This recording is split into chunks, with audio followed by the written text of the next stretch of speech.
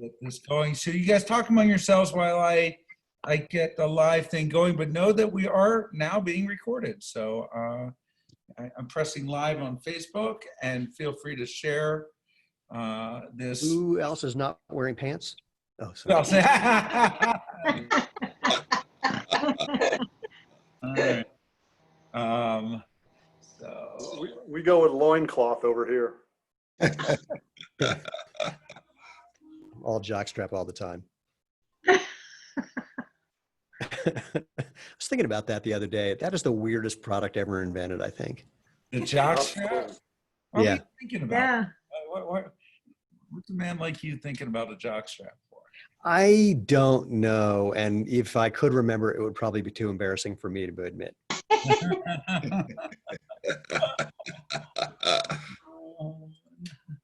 So we're 1 second away, and we are hopefully officially live.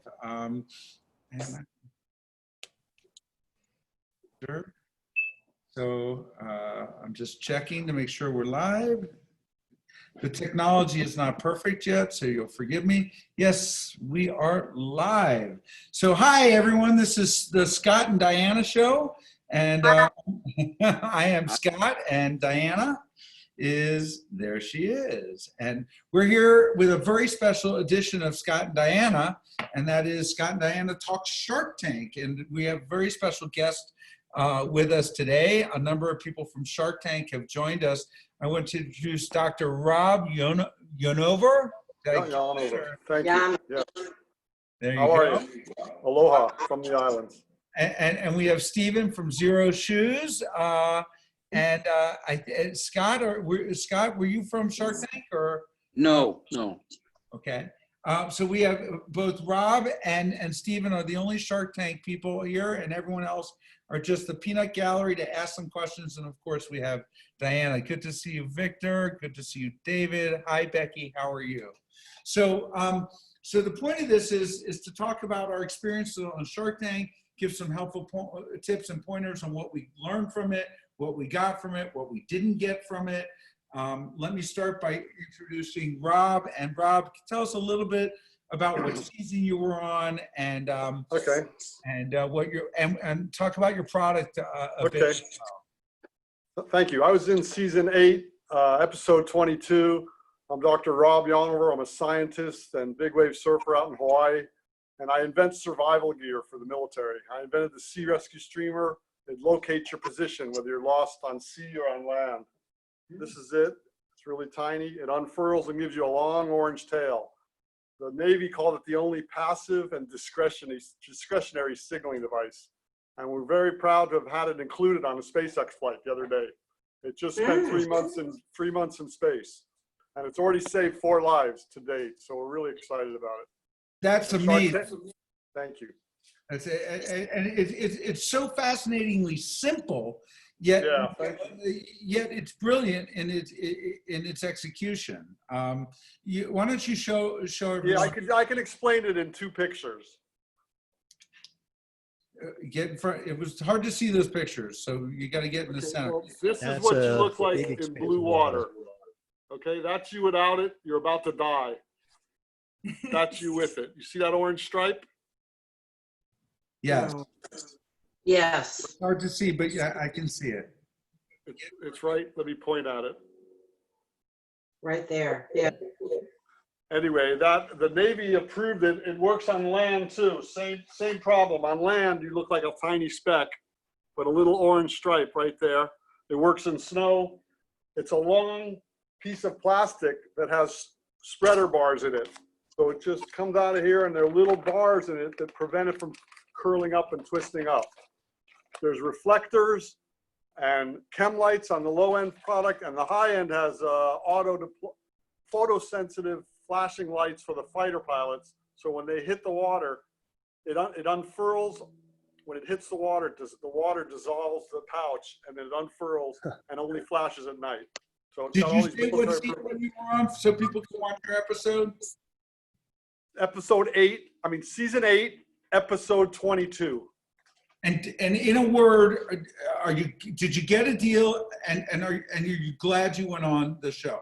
Okay, I'm very glad I went on the show, even though it was a lot of pressure, but I didn't get a deal. But instead of a deal, I got 5 sharks all loving it on national TV, and they've rerun it like 30 times. And every time they run it, they just ran it twice last weekend on CNBC. Every time they rerun it, not only do we get sales in our Amazon account, but we get people from all over the world that can turn into little distributors. We have reps all over the world. We sell it. Singapore Air Force, British Air Force, everyone uses, people all over the world use it, and it's already saved some lives. Shark Tank it was a risk going on there. I wanted to develop the consumer market more, but the military, which is already established, the risk was to make the product look not up to par for the military. So it was a lot of pressure, and it was just me against those 5 guys, and they just kept, anyone who's been in there, it's really intense. I was in there for an hour. And they didn't stop peppering me with questions. And Mark Cuban kind of had a man crush on me, which was another story. But he couldn't get over my sign. I have a PhD in volcanology, and I worked on ocean floor lavas off Galapagos. And then I analyzed the lavas at MIT and NASA with a laser system. And he just couldn't leave me alone. Finally, Mr. Wonderful said, stop talking to him about volcanoes. Let's talk about the streamer. He goes, I could talk to this guy all day. So anyway, we had a little thing going, and it was the first time I ever winked at another man as I was leaving. I figured. I had a little thing with Mark Cuban as well. He's a flirt. No, he's a good guy. That's not a word I'd use for him, but no, I know he's tough. He's tough, and they asked tough questions, and it was great, really. But it was a lot of pressure, and I'm used to speaking publicly and getting grilled from my PhD work all the way through all the technology work I've done with the military. So I didn't get flustered, really. That was good. So I'm going to spotlight you, Stephen. I think you're the only other Shark Tank person in the room, but I'll make sure. Steve, talk a little bit about your experience, what season you were on, whether it was a good experience. Sure. So we were season 4, I think episode 14. Don't hold me to it. Could be 13. I don't remember. If you go to our website, zeroshoes.com, you can find it. I don't know how it got there. It happens to be there, but you'll see the episode. And it was a great experience for us for a couple of reasons that were surprising. The biggest is when we were on the show, the company was pretty new. We were maybe 2.5 years old. All we were selling at the time was a do-it-yourself sandal making kit. So you ended up with something that looked like this, mankind's oldest footwear. And we've expanded obviously dramatically since then. We're now a complete line of casual and performance shoes, boots, and sandals that people use for everything from taking a walk to running ultra marathons. But the thing that was so powerful for us, my wife is my co-founder and partner. And once we committed to trying to get on the show and then getting accepted and preparing to be on the show, it really gave us a lot of focus about what we did and didn't want for our business. And it also really was the first kind of project that we had to work on really, really hard together. And it was just a great bonding experience for us, frankly. There was actually a moment, many people don't know this. One of the things that happens before you end up going into the tank, they have a little spot where they film you like afterwards and ask you questions. And they do a little thing that they call jitters. So they have you just kind of talk to each other before you go into the tank. And when they asked us to just kind of talk about our business and what we had done, it was the first time in the 2.5 years since we started the business that I had a moment to really reflect on what we had done together, the fact that we'd done it together, how satisfying it was to be working with my wife, how much we'd accomplished, because we didn't start this business on purpose. It really happened somewhat accidentally. And I just started crying. I mean, I was just so grateful and so happy. And they all were like, oh, can you do that again? Did they use your jitters? No. They have not used any jitters, to my No, I've never seen them do it, but it would have been good. So the show has been really good for us for a couple of reasons. One, the week following the show, we did about 3 months worth of sales. Our website, like many, was not ready for that. It crashed. I was up for 72 hours straight, just dealing with trying to keep things up and running and taking orders. The other thing that it did is it's given us just a really good calling card. There's so many people who've seen the show and seen our episode that since the show aired, I have never made it through an airport without someone stopping me to talk about the show. And in business has helped as well. It's just given us a lot of recognition. So we're really grateful for that. It's sort of too bad that, you know, we haven't gone on with this entire product line. If we were able to do that, it would be worth a ton. And we've applied to both for hoping to repitch, because we've been a bootstrap company. We didn't take a deal. Kevin offered us 400 grand. We were offering 8% for that. He wanted 50%. So that was sort of a non-starter. And here's another behind the scenes thing. This is an argument that, not an argument, a disagreement that Lena and I have. At one point, we'd forgotten that he even made an offer because it was such a non-starter. And then then Robert says, you know, there's an offer on the table. And we kind of looked at each other and went, oh yeah, that? Oh yeah, no. And Lena says to Kevin, Lena says, so are you bringing anything to the table other than money? And he says, well, you know, I'm a smart businessman. I got a big Rolodex. And Lena doesn't remember saying this, but I remember her saying, so nothing, which was kind of appropriate. So we're really glad we didn't take the deal. Certainly at 50%, that was kind of a non-starter, as I said 3 times now. But we're super, super happy to have been on the show. And you know, the show likes to tell the story. Shark Tank made me rich, and we're not for the show. I mean, the biggest thing we got out of it, other than the things I mentioned, is we really listened to the comments and the criticism and the feedback we got. And that was a big inspiration for us to go beyond the freaky little funky do-it-yourself sandal kit to now a, you know, lifestyle brand that's, oh gosh, people in 98 countries have bought our shoes. We've sold, I think, maybe 500,000 pairs, and away we go. Well, but that's an inspiring story. I mean that. You and I have kept in touch over the years. You're one of the few other Shark Tank contestants, if you will, that I've developed a true friendship with. And it, you know, the group Shark Tank Pals is fantastic. But I'm. Oh, okay. Okay, here, since you said it, so here's the secret, and it doesn't matter. So one of the big secrets is that we have a Facebook group for people who've been on the show, invite only. And so it's a very private group, and it's great because not only can we commiserate and talk about our experience, because we've all signed non-disclosure agreements, but the biggest thing is there's a lot of really smart people in that group, and invariably, someone's going to say, you know, someone just tried to pitch me on this thing. Did anybody else hear from that guy? And there'll be 20 people who will say, oh yeah, heard from them. Do not do any business with them. So it's been great for finding new resources and vetting ones that get presented to us. Why did you guys go to the New York meeting, the New York reunion? I didn't. Traveling. We haven't had anything resembling a vacation since the show aired. Okay. Well, oh, really? You guys there. That's a long time. Yes, 7 years. I mean, we took 3 days off a couple of weeks ago, and then it took 2 weeks to get everything caught up after that. So that was kind of a nightmare. And we've taken like a couple like little 3-day anniversary vacations, but like an actual vacation, I don't see that happening for a while. Laura and I took our first vacation a couple years ago, and it was a mistake. So, you know, I don't encourage you to take a vacation. Now, if anyone else is in the room, I've muted everyone because I heard some background noise, and that's often annoying. But if there is anyone who has something to say, please go to the chat and, you know, just say, I want to talk, unmute me. Although, Diana, you can always raise your hand. Yeah, a lot of folks don't have, a lot of people don't have video, so I can't. No, but there's still a raise your hand. I don't mean raise your hand video. There's a little raise your hand function. And I don't know if you guys recognize any more Shark Tank people in, or is it just the 3 of us I can't from the names? So. Hey, I'm in. I just got my computer figuring itself out. So, Amy Baxter, Buzzy, nice to see you. Amy Baxter, is that right? Is it? I couldn't tell. Yeah, it must be. Yeah, trying to start video. Okay, yeah. So please start video and tell us a little bit about your experience and tee it up a little bit. I appreciate you joining us. I don't see your video. There. Is that working now? Yes, it is. I'm going to spotlight you and tell us about what episode you were on, what your product is, whether you got a deal, just you know, the elevator pitch for Shark Tank, if you will.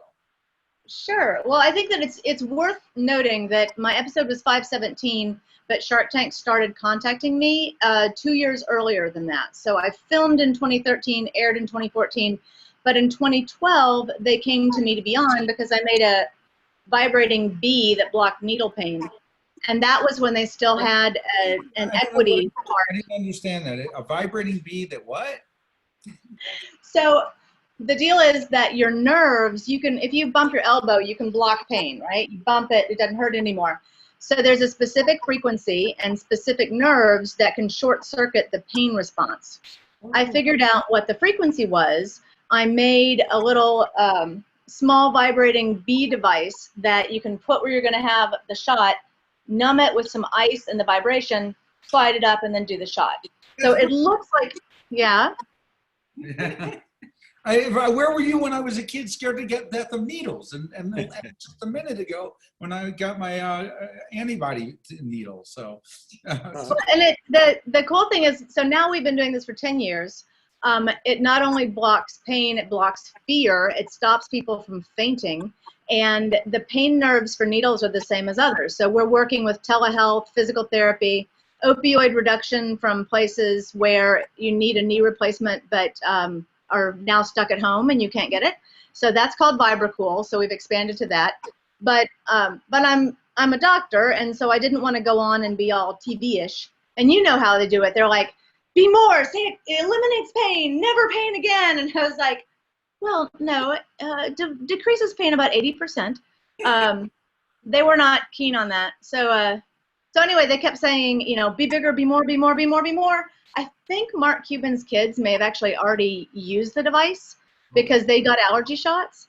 So I turned them down. At this point, I would have taken a deal with Barbara, and she was like, I said, you know, I predicated my pitch on Ava the elephant. So I said, okay, so you invested $50,000 in Ava the elephant, which was an idea. I have an FDA cleared physical device that's already being sold.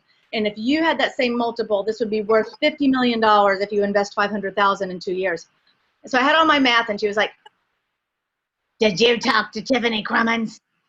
That was the worst deal I ever made. I put in $250,000 of my own money. It was the worst deal. Consumer medical products are a fool's errand. I tell you, a fool's errand, and for that reason, I am out. And they didn't show that on TV. But I was like, all righty then. Well, let's just not look like a jerk on national television. And so Mark and Kevin and you know, Robert all wanted to invest. And in retrospect, I probably, at the end of it, Mr. Wonderful and Robert wanted to go in together at 10% each for $500,000, which would have been a $2.5 million valuation. And at that time, maybe we were worth $3 million if someone was really nice to us. So I probably should have taken that, and I didn't. But you know, it was an emotional bungee jump. It was great. You know, that was a great explanation. I really enjoyed that. You know, that's a great way to lead off to my first question here for all the Shark Tank people. And again, at the appropriate time when we run out of things to talk about, anyone who's got questions, but I imagine that the four of us are going to have a lot to talk about. What are your biggest regrets? And I'm going to start with mine. I've got many, but I think this is an important one for anyone who might be thinking about going on the show. I should have taken the deal, even though it was a stupid deal, because when you shake a hand on that show, people think there's an endorsement and it's awesome. And the moment you walk out of there, I'm telling you something that I probably shouldn't be telling you. You don't have to do the deal. It doesn't matter. You can change your mind the next freaking day. The Sharks rarely close on the deals that are made in the show. And there's no reason why the contestants shouldn't have that same power. Now, it's bad faith if you take a deal and you have no intention of doing the deal, and you have to live with yourself if you're going to do that. But if you take the deal, you tell the world, I'm in bed with the Sharks. No one knows what happens thereafter. I'm going to go around the horn here. And Rob, I don't know if they offered you a deal, but if No, they didn't. Okay, so all 5 Sharks liked the streamer idea, but they didn't want to invest because they thought it was too much of a military play. And that is my one regret, is when I'm trying to explain that it's military and consumer, I told them that you should go for the mandate, and you know, instead of trying to just sell it conventionally through website and commercials and whatever channels, brick and mortar. And by saying that, Mark Cuban, they jumped on that, saying, well, that's a binary decision. You're either going to get a home run and it'll be on every life jacket and we'll be 100 millionaires, or it won't work and you'll be stuck with just the military and your consumer. That was the one thing. But I did know to go for a low deal. I also asked too little. I asked 200,000 for 20%. So it was like $1 million valuation. It was worth way more. And they say, why'd you ask for so little? But the producers kept encouraging me not to ask for too much. And I would have taken any deal, like you just said, Scott, any deal to be in bed with them, at least visually, and, you know, to use their PR leverage. But even though they all 5 liked it, none of them offered a deal. So that's where Steve, do you regret not taking the deal that was offered? And what otherwise was your, you can't hear me? No, I'm just shaking my head. No, not even close. Even just for the visuals of it, again. Absolutely not. There was no way. What was your biggest regret on the show?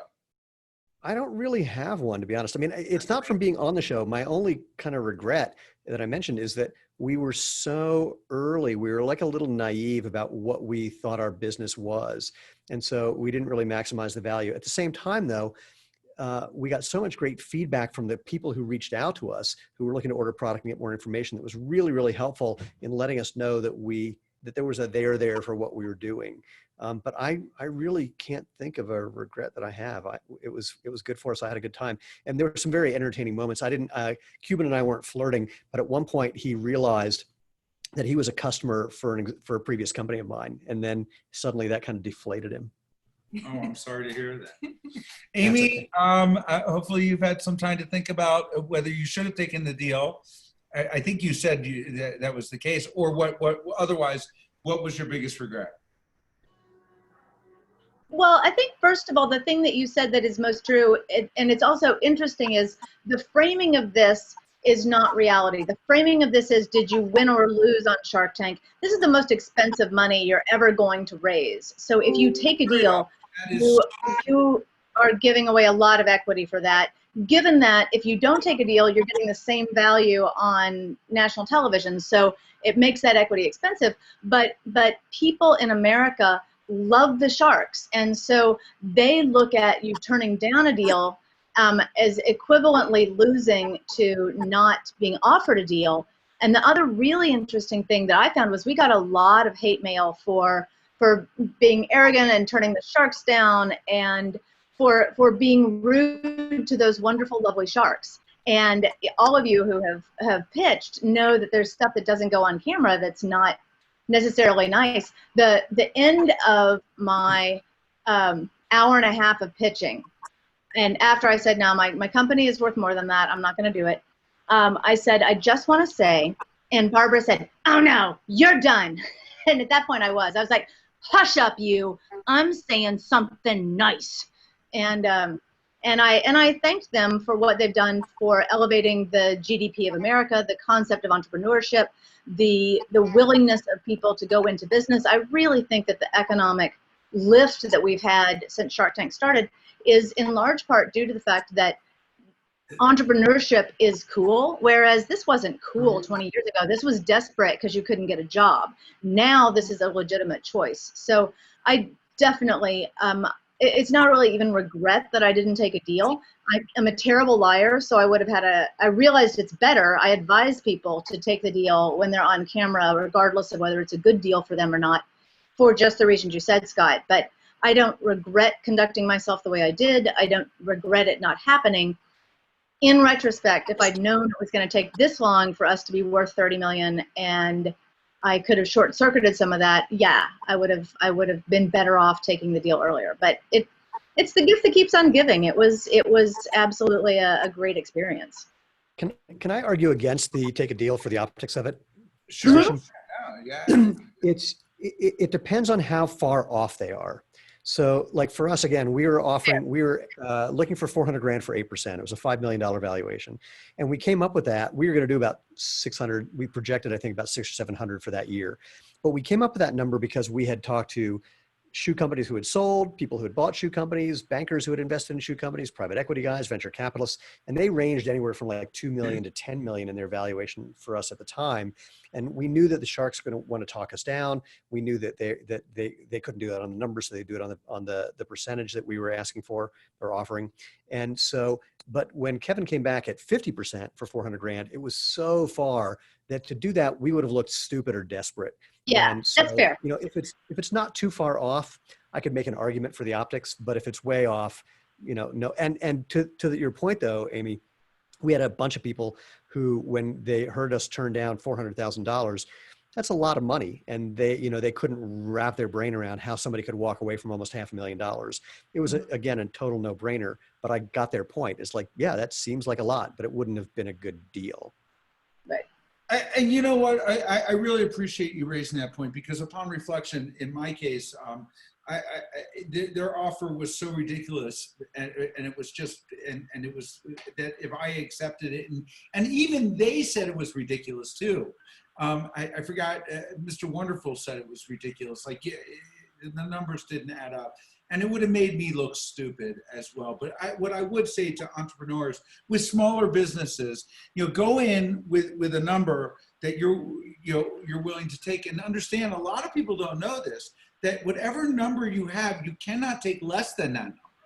I mean, it's like Price is Right rules that they don't even tell you about. That's the baseline. You can take less equity or more equity, or sell more equity, but that number is the number that they all have to do. So the next question I have for everyone, and I do promise. Pivot around. What's that? What? Say that again. Oh, okay. I promise I'm going to let other people add some questions in here, and Diana, I'm sure, has a thing or two to say. But my next question for each of you is, short. What happened off air that you feel comfortable talking about, that you want to share? And I'm going to share two brief little stories for me. They're probably both in violation of my legal agreement. It was so long ago, and I'm not terribly concerned about it. So I would caution all of you to be sure that you're comfortable sharing whatever it is, but I don't think they're really material. One in my case was, after it was all said and done, I walked and went to shake hands with everyone. It ended where I pointed at two of them. They offered me $1 million, $2.5 million, and I said, "You're out. I'm out of here." And we started walking off, and then I thought to myself, that's not the appropriate way to, I'm in a business meeting of sorts, even though it's a television show. So I went and started shaking hands, and I went to Mark Cuban and shook his hand, and then I went to Damon John and I shook his hand, and Damon whispered under his breath, loud enough for me to hear, "This is why I don't hire people smarter than I am," which shocked me that he would actually say that out loud, and there's a recording of it, because you want to hire, as every entrepreneur, people that are smarter than you are. And then I went down the line, and I shook Barbara's hand, and I shook Mr. Wonderful's hand, and I got to Robert, which everyone thinks is the nicest guy on the whole show. And I went to shake his hand after having shaken 4 other people's hands, and he wouldn't shake my hand. He's like, "I'm not shaking your hand. You made a fool out of all of us on national television. I'm not shaking your hand." I said, "Whatever, I'm out of here." And I walked away, and they used that, they edited that exchange to make him look wonderful and me look like an asshole, rather than the other way around. So that's my little. Well, Scott, the show is called Shark Tank, not SCOTTeVEST Tank. Yeah, and as a result, I got a lot of shit from everyone. I dressed down the sharks in a pretty major way. It did nothing good for my business. I have Laura, who's sitting right next to me. She's the hand. Absolutely hated the fact that I went on. We didn't sell any. Our website crashed. It was just, it caused more controversy. Yes, I'm recognized here and there, but I'm not about an ego. I want money. We still get hate now. Yeah. So, Stephen, you're up. What are you willing to share? So, well, I just want to share the one thing that's a misunderstanding. First of all, a lot of people think the show is live. I mean, we had smart, You're kidding me. literally, we had smart friends of ours calling us And they couldn't figure out how we did the show when we were back in Colorado the next morning. It's like it was taped. Crazy. So that's part one. And related to that is when you watch the show, it looks like a conversation, but it is not a conversation. So what happens is, and I'm saying this for the people who haven't been on the show, one of the sharks will ask you 5 questions. You start answering them. You're on number 3. One of the other sharks asks you 10 more questions. And if you switch to that one, the first one gets mad. And if you don't switch, then the second one gets mad. And so and the other thing is they're basically not paying attention to you most of the time. They're in their own little private Idaho. They're trying to come up with the one-liner that they can say, and they say it over and over and over because they think it's good television. They're trying to figure out how they're going to jockey against the other sharks. They really, it is, and you're sort of unnaturally far away from them too. They're elevated. They're a foot. I don't remember them being elevated. I just remember them being They're in their strangely chairs, far away. and they're on an elevated platform. You are. Yeah, I barely remember that part, but just the non-normalness of it is sort of the biggest thing that was really weird. Now, the other thing people don't realize is that the cameras are all hidden. So there's about 12 cameras, but you don't have the feeling of being on television. So that's an interesting thing. And the last thing is something that when I coach people about how to be on the show, it was something that was very, very obvious, which was, you know them to the extent that you do because you've been watching them. Lane and I read all their autobiographies as well. You know them, but they don't know you. And so there's that false kind of familiarity that we get when we see people on television and then meet them. And so I always coach people, it's like, they don't know you. Don't act like they do, don't act like they do. Because if you do, you're going to most likely say something that you would say to a friend that you would never want to say to an investor or a potential investor. So just the sort of weird, unnatural dynamic of it in every possible way is something people can't really appreciate until you've been on the show. And then it's like having a secret handshake with everyone who's been on it. And then add to that the fact that they get you up really early the day before or the night of, and you're waiting interminably in a little room rehearsing your pitch over and over and over and over again, and then they move you to another room. It's the most unnatural experience that you could possibly imagine. Rob, are you willing to share a little something here? Or? Absolutely. First of all, it's definitely live and live to tape. I didn't have any sense of rehearsing. They never said, "Hey, stop, say that again. That sounded good." There was none of that, and they didn't know you, like Steve just said. Well, we didn't know them. The thing they try to do after is evoke a response out of you. And I didn't outwardly behave as pissed off, but I was pissed off. I couldn't believe they would invest. I was giving away a piece of my company, and I just couldn't believe it because the Sea Rescue Streamer is a life-saving thing. It's proven. It's saved lives already. These guys have so much money, and wouldn't you think they'd want to do a good thing? And they asked me in the post-interview, and this did not make the tape, and I probably shouldn't say it, but I guess it doesn't matter. They said, "Are you disappointed?" I go, "Yeah, I'm disappointed. They'd rather invest in cupcakes than saving lives." It was a great line, and the whole camera crews loved it, but that made the cut, I guess, because it wouldn't have made them look good. But it was really surprisingly real in terms of, like you just said, not knowing them and having a discussion with all these cameras that you kind of don't see.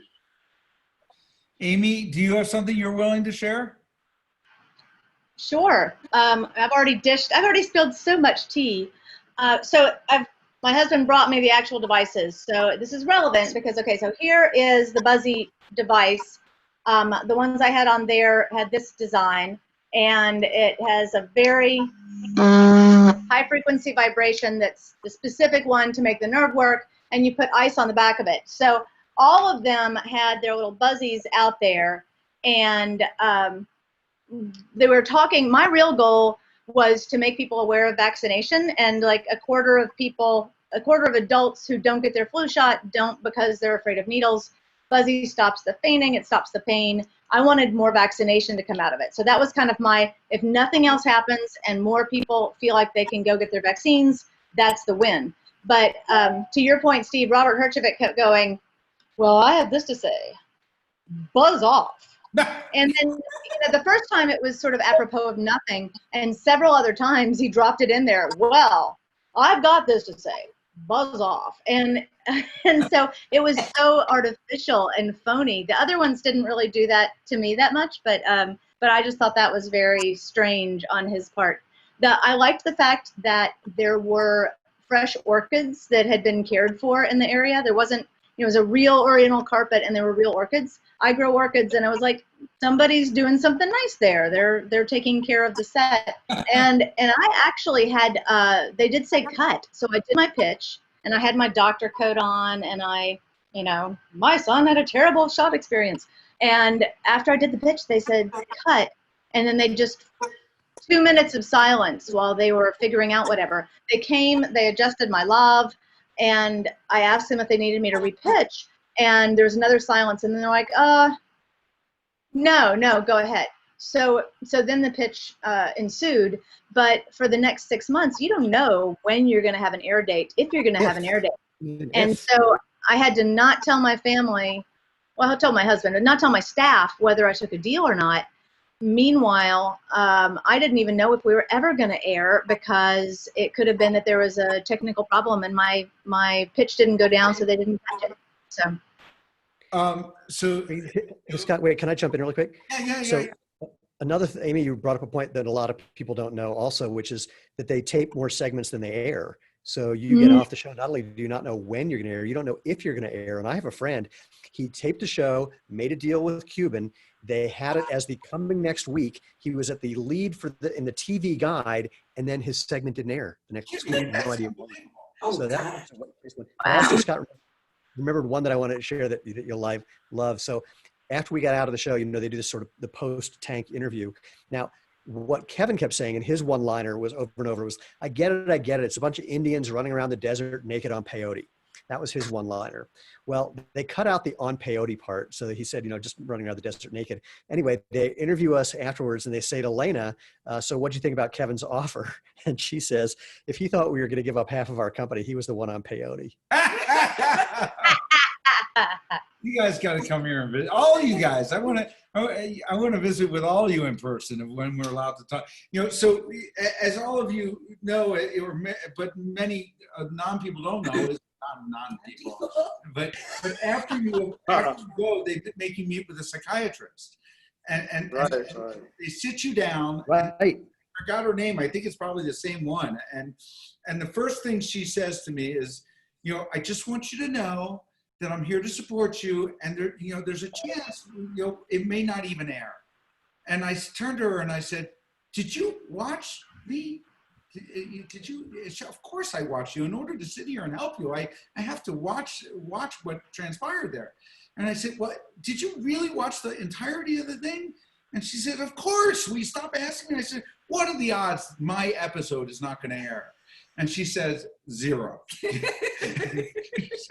She says, don't ever repeat this. But that was the most entertaining exchange I have ever seen on the episodes. It will air, I can assure you of that. But I can't tell you how well you're going to come out looking, because you gave them a lot of material to edit from. So, and those 2 minutes that you were talking about, Amy, try standing there silent, with lights on you and not making a face that they can take that face and transpose it any other place. That's why they do that. They're trying to get you to make like a quizzical face, a stupid face, and whatever face they might. All right, I'm going to open the floor up for some questions. Diana, do you have one? Well, yeah, I would like to talk about how you were on the 3rd year. I think so, yeah. And I think you called me and you said, I've just been accepted on Shark Tank. And I do watch TV. And I said, I wonder why, in my head, why is he going on a show about fish? And I said, I've never seen Shark Tank. What's it all about? So he told me, and he said, oh, and I said, when's it going to, when are you going? And I think you had the date of when you were going. And he said, well, you're coming to Sun Valley before that. And I said, yeah. He said, well, maybe you and you can ask me questions and we can talk about it. I said, mm-hmm. So I started to watch Shark Tank in those days. This is what? Early days. Many years ago. Yeah. And I realized they have a formula, at least what I saw. So when I got to Sun Valley, I think Scott and I sat in the kitchen and I started asking him questions. And I can be obnoxious, right, Scott? Oh, truly. Like, she's not. And he said to me, stop talking like that, old lady. I said, that's what they're going to do to you. And it turned out to be sort of true in a way, except all I could think of is Scott is more like the sharks than the people on Shark Tank, who are selling their product. The other thing is there's a gal on the show now Do you have a who question, just goes, do you have a question, Diana, or is this just? no, I don't have a question. No, that's the background of Shark Tank. I have a question for you, Scott. Are you sorry you didn't take the deal? No. No, Are you? because Stephen made a really good point. It would have made me into an idiot. And I Right. couldn't have. I mean, I had unique circumstances because I wasn't allowed to mention the name of SCOTTeVEST because I pitched a wholly owned subsidiary, because when I went on, you had to give 5% to the producers whether a deal was done or not. And it was ridiculous. So I was backed into a corner, and I responded as you would expect. So no. Do you have a question for any of the other contestants? No, not really. I still watch the show though. Okay, so everyone is muted except for Terry. Does anyone else, and there's a whole bunch of people, but not with faces, if anyone would chat if they want, otherwise I'm sure we can, and tell me that they want to ask a question and I will unmute you. Otherwise, we're just gonna continue along. Anyone else? Anyone? Jerry, Robert, Victor, no questions? Bunch of shy people, wow. Yeah, what's up with that? Yeah. Amy. No, I've got a question. You got to call on me. Okay, who is that? Amy. I mean, yeah, I'm a shark, but I've got a question. So we have had a huge pivot. I mean, the needle pain thing was so niche, but now we're doing opioid reduction and sprains and bracing and things like that. It's a really huge pivot based on the original idea. Have you guys done a pivot from the original idea that you pitched on Shark Tank? Is there some market segment or variation on your theme that is actually a much bigger part of your business now? Bob or Steve, I can answer that for sure, but I don't want to. Steve, go ahead. Well, yeah, I mean, For sure. the easy answer again is, we started out as a do-it-yourself sandal kit company, and we actually had a business model based on that, where we were going to have 3D scanners that we'd place in places and get a 3D scan of your foot, be able to use that to make a custom sandal that we would get to you overnight. It became clear that that wasn't viable. But everything that's expanded for us is less of a pivot than just following the lead of our customers who kept saying, love the sandals, but I'd like this, I need a shoe for the winter or for the office. I love that shoe, but I need this kind of shoe. So you can see behind me just a whole collection of casual and performance shoes and sandals that, wouldn't have happened. Frankly, wouldn't have happened had we not been on the show, just because we weren't thinking that big at that point. Frankly, we thought with the DIY kit that we had that was getting a lot of response, we'd be sort of in and out of this business in a couple of years and have $5 million in our pocket. We did not know that we'd be here 10 years later with 45 employees and, the revenue that we have now. That's awesome. Rob, have you pivoted? Not necessarily, but what happened is I found out right away that people really want the military version of a product, and some people want the really high-end fighter pilot version. There's a lot of acceptance within the military and respect for what they do in the survival world. So, and the point I had made on the show was to target women instead of men, because men are kind of idiots. They're macho and they'd rather buy a six-pack when they go out in a boat or go hiking rather than safety gear. Women seem to see the bigger picture. And if they really want their husband, daughter, son to come home, they would buy them something. If you don't want them to come home, you don't buy them anything. And I think we proved our point in that women are more safety conscious and they are buying more than the men in general in the consumer side. So that was interesting. And there are people, we get inquiries, like Steve said, from all over, and we follow them. The customer's always right, and we're always getting leads. What surprises me is how many international people have seen this show. This thing is aired all over. I think we got a rep in Abu Dhabi or some, really remote places, India, that saw the show, Argentina. We came out with a blackout pocket that it was RFID protection, and we had 3 levels of the RFID pocket that, it's a Faraday pouch, that you can put your cell phone in and it sort of disappears. And level 1 was just to get rid of skimmers or, your consumer base. Level 2 was slightly better. And then we had level 3 that we required that you had a law enforcement email in order to buy, and it was 3 times as expensive and cost us a nickel more, and we only made 100 of them, and they sold out immediately. People want to buy the military grade option. Right. In terms of pivots for me, I pitched on the show the wiring system and the patent, a company called Technology Enabled Clothing.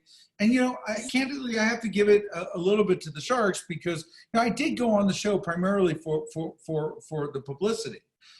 So, because I couldn't promote SCOTTeVEST, I had to go with this other route. But, they all thought that company was not as valuable as SCOTTeVEST.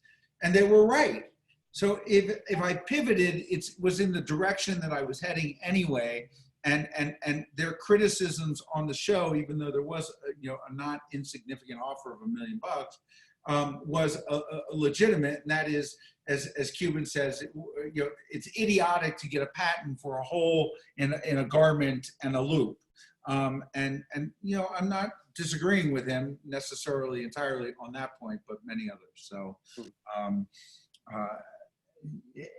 what was on the cutting room floor, and you've addressed this, what that you wish would not have been, and I'm not talking something that would necessarily made the Sharks look stupid or because that's always fun, but going around the horn, because it's an hour that they boil down to 7-8 minutes. In my case, I think I had one of the longest segments ever. I think it was over 12 minutes of actual airtime. And there's a lot on the cutting room floor. For me, I'll just start off.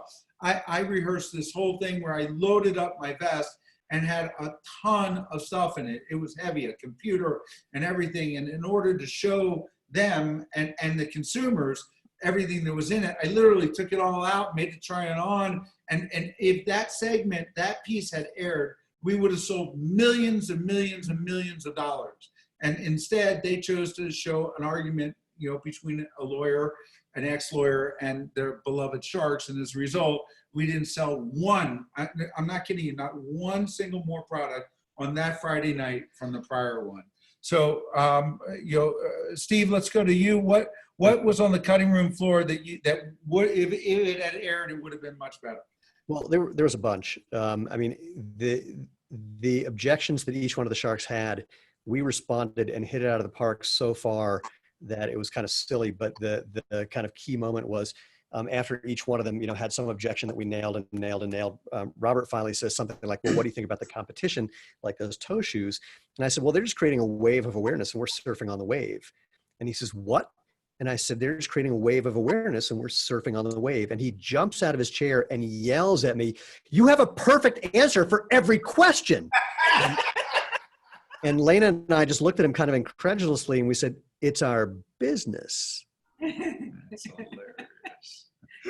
Amy, do you have something you want to share? That I love that. You do have a perfect answer for everything.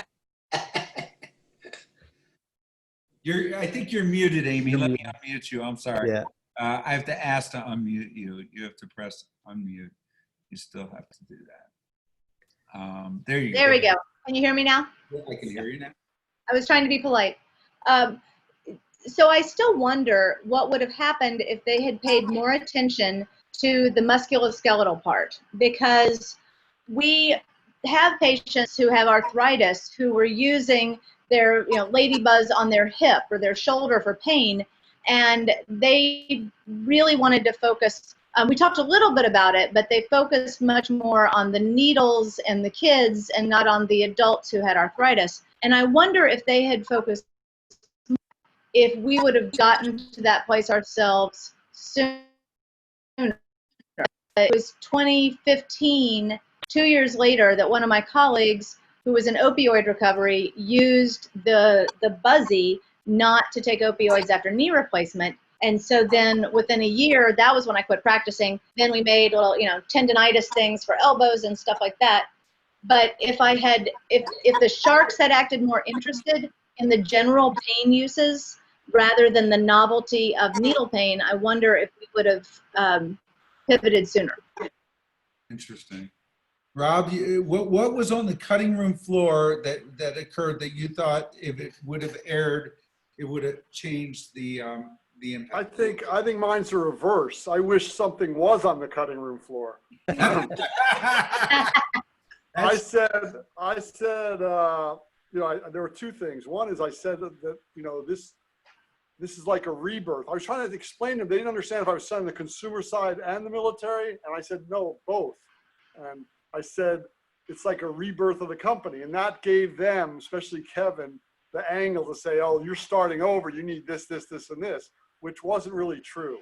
But I gave him the bait to go with that. That was something I wish they had cut, because it wasn't really that big of a part of the hour. But as someone mentioned earlier, they are looking for their way out. It is a TV show, and especially the four sharks we have here are pretty sharp people. And the sharks, they're not that smart. They're pretty smart, but they're not like MD Amy Baxter, or I have a PhD, or you guys are extremely qualified in your field. So I think they're looking for an angle to make themselves look smart or sly or funny as the way they go out. And just like those examples shown, that it is still a TV show ultimately, and some of that could have been left on the floor, but that's the whole point. If it's not a good TV show, no one will watch. So it's a chicken and egg. So it's funny when you said that, I was in about 55 minutes and I realized the longer I was in there, the more likely I was going to say something really stupid that they were going to be able to utilize. And that's Right. at that point when I did a check mark thing in my head. Did I unload my vest? Was I charismatic? Did I smile? Whatever? I checked all the boxes and then I said, all right, I got to get off the stage. And that's why I said, you're out. And I walked off the stage, because I knew at that point, if I stayed, they would have had some footage that they could have used Right. for something. I'd be interested to know. I'd be interested to know if anyone, what you were worried in, you filmed until when you showed. One of the things that was. You're breaking up. You're breaking up a little. Sorry, your connection. You'd be interested to know one of the things that you start over. I'm going to shut up here. I'm going to mute myself. So sure. Interested in what people were anxious about, that they said that they were afraid was going to be taken wrong or end up on national TV. When what a lot of people don't know about Shark Tank is you sign something that says as soon as they mic you, anything you say is fair game. Well, they mic you a good couple hours before you go on often. And the teenagers, there were 3 teenagers my day, and I'm a mother of teenage boys, and so I was trying to chill them out, which means that we were making a lot of fart and poop jokes. And so I was really afraid that when I remembered that for instance, I was like, are they going to get this pediatrician saying don't shart yourself before the airing? So were there things that you guys said that you're like, so long as they don't say that thing, I'll accept whatever they show? They didn't mic me up until almost right before, in my case. So as far as I can recall, I don't know about you, Rob, or you, Stephen. I don't remember, but you I remember reminded me. I remember going to the urinal and thinking, where's Chelsea Handler's trailer? And I thought, what if I was mic'd up then? Because then they were shooting Wheel of Fortune next to us. So it was really weird to see the other people in there that were like regular contestants. And just going in the bathroom, I thought that would make some not so good TV. But that would be really over the line, I would think. But, That'd be tricky to cut in too. It'd be hard to find a spot for that. I don't remember when we got mic'd. I don't really have a memory of that, but I totally forgot like the biggest thing that happened for us, which was that Barbara, what's the word? Hated me. Her opening line was, "I hated you from the moment you walked out here." And, yeah, she's, you remind me of my ex-husband, but you're a little shorter. He's a little shorter. I don't know. Do you smoke a cigar? And she just went off on me for a while, and all I could do was laugh. But then she started going off on Lena, like, how could you be married to him? What's wrong with you that you'd be married to someone like that? And she was so flustered. She says, I was prepared to, talk about my business and my numbers and our market, but not defend my marriage.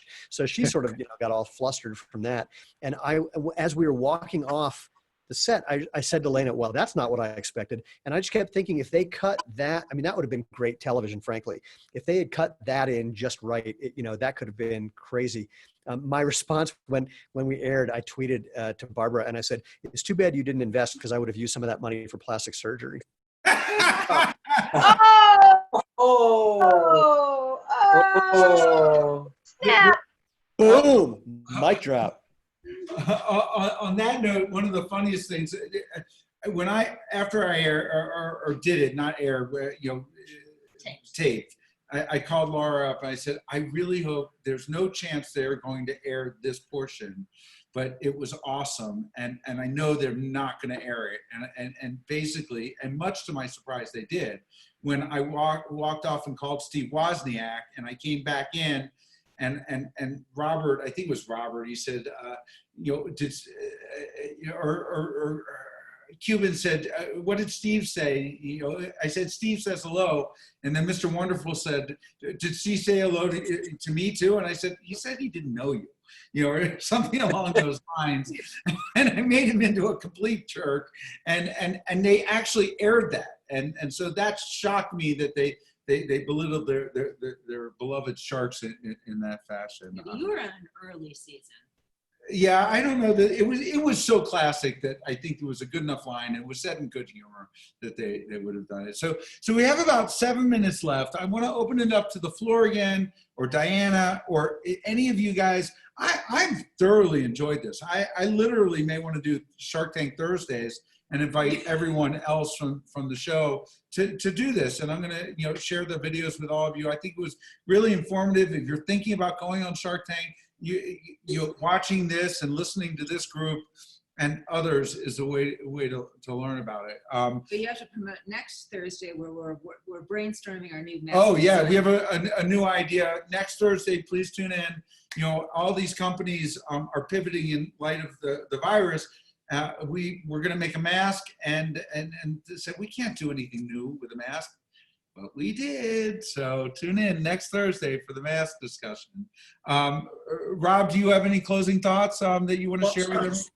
Well, the idea, now that everything's virtual, we may want to do a Shark Tank reunion like we did in New York in October. Amy was there, and maybe we could do it virtually through your venue and have it as a Zoom thing like this. So there's definitely I'll have better light. Go ahead. I'll have better lighting and I'll have a better drink. Exactly. Yeah. If everyone's up for it, I'll post this in the pals group, and if everyone wants to do it, I think it would be fun. I think with too many people, I think this was just the right number of people in terms of, contestants, because we got a real sense of everything, in my opinion. Oh, shoot. Did I lose everything? Damn it. No, I didn't. Yay. All right. Steve, do you have any closing thoughts that you'd like to add at this point? And use this as an opportunity to pitch your products, pitch a sale, to tell us something that make people buy. And you do the same. Scott's going to pay for the next 10 pairs of shoes. No. Just if your feet don't feel better at the end of the day compared to how they felt at the beginning of the day, come to xeroshoes.com, xeroshoes.com, and check out the addictively comfortable footwear that we have that you can use for anything that you do: walking, running, hiking, yoga, CrossFit, or just hanging out with friends. I can personally vouch for that. I love your shoes. I really do. Sandals. I have an earlier version. I'm shocked looking behind you how far your line has come. That's incredible. 45 employees. Thanks. How are you doing in the pandemic? Better? We're doing really well. It's hard to tell how much of that is just from the better product or the additional products, the attention we're getting from higher level influencers. It's always our high season anyway, COVID things. Suffice it to say, we're doing so much better than we expected that we have not been able to provide the high level of super fast, responsive customer service that we're known for, which has been very frustrating. But it's been going really well. And what's your website, Stephen? Xeroshoes.com, xeroshoes.com. Awesome. Amy, any closing thoughts? And you have a product or that you want to pitch to everyone? Sure. So my pivot in COVID is that I'm actually starting a randomized controlled trial, and we're looking at nasal irrigation, which I think is probably going to end up being the way to prevent getting it. But we're starting that next week at Augusta University. We've been doing Facebook Live on our buzzyhelps.com page at Wednesdays at 3 p.m. Eastern, and I'm distilling all of the most recent science on COVID, what it means in lay terms, and what the best safety and prevention options are. And this year is the most important ever to get the flu shot, because it's not just that you want to keep yourself out of the emergency room. Turns out there is less chance of getting in the ICU, about 28% less chance if you're in a better flu vaccinated group. So buzzyhelps.com for either a lady buzz or a buzzy, but 63% of people who are 20 years old are afraid of needles. And we proved why, but the point is, bring a buzzy with you, desensitize where you're getting the shot, move it up, and you won't be able to look away, you won't be able to feel the shot, and you won't faint. So buzzyhelps.com, if you've got friends who are planning to not get vaccinated, this is not the year to ditch it. This is the year to get vaccinated. I think that's one of the most brilliant ideas, because I'm 55 years old and I am still scared of getting a shot. I literally have to tell the nurse, I said, please talk about something stupid for 10 minutes or whatever. Well, and a lot of people, the fainting thing is not necessarily fear. It's a physiologic response, but this blocks that for a lot of complicated reasons. If you have knee pain or patellofemoral syndrome or anything else, you can actually use the device inside the Vibracool as a buzzy for shots. So if you don't like shots, but you also have plantar fasciitis or knee pain or tendonitis, just get the Vibracool, and then you can still use this for shots if you want to. Brilliant. Dr. Rob? Yes. Did you have any concluding thoughts? Or? I guess I get a email pitch, Sea Rescue Streamer. And no, I would like to see people innovate. And someone made the point earlier about the country getting more innovative. Supposedly, since smartphones started, people have been less innovative. So we need to reverse that trend. And small business is the root of everything. So it doesn't matter what your innovation is, whatever sector it is, get out there and try it. And don't quit your day job so you can quit your day job. Do it on the side first. Don't mortgage the house on it. That's my advice.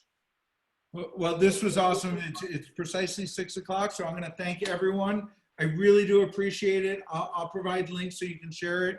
I think this went tremendously well. I've enjoyed it thoroughly, and thank you. Thank you, Scott. Thanks so Thank much. you. Bye-bye, thank you. Bye-bye. Aloha.